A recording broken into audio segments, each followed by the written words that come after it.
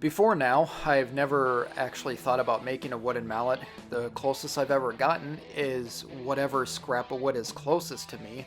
Typically I like using the rubber mallets. They're cheap and they work well. They don't mar up any pieces. But the more I've been using chisels and trying to get better at using hand tools, I thought it would be a fun project to make a real wooden mallet.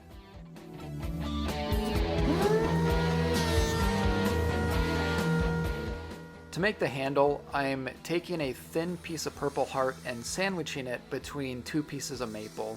The handle is just shy of 1 inch thick and roughly 1.5 inches wide.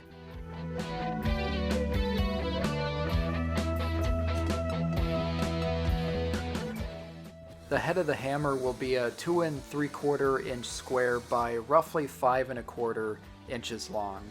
To make this, I'm just cutting out a whole bunch of slices and gluing them together. Later, I'll square it up and trim it down.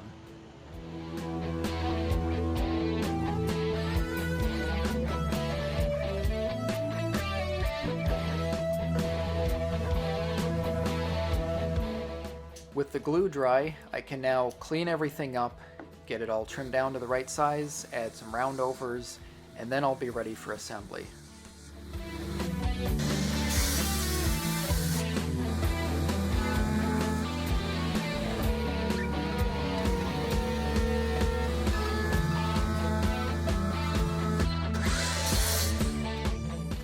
I'm not using wedges to attach the head to the handle. Instead, I'll be using a dowel to help hold it in place, but to do so I have to cut out a little bit at the top of the handle that'll mortise into the head.